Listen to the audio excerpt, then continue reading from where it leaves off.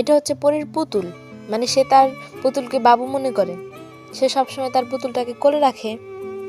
সে যখনই তার বেতের চেয়ারে বসে তখন তার বাবুকে সে কোলে নেয় এবং বাবু মনে করে তাকে অনেক আদর করে, বাবুকে চুমা দেয়, বাবুকে নিয়ে কোলে নিয়ে ঘুরে, আবার আয়নার সামনে যায় বাবুকে নিয়ে। সে এখন অনেক খুশি যে সে পুতুলের সাথে খেলতে পারছে।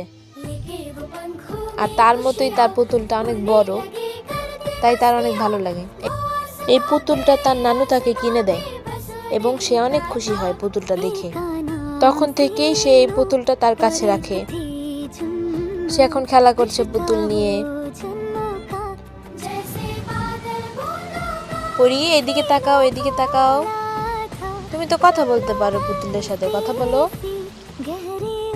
এখন সে পুতুলকে জিজ্ঞাসা করছে, তুমি আমার সাথে খেলবে? পুতুল বলছে না না, বলে কি তুমি তো আমার বাবু, খেলো আমার সাথে। এখন বলতেছে যে না, তুমি যাও, সরো।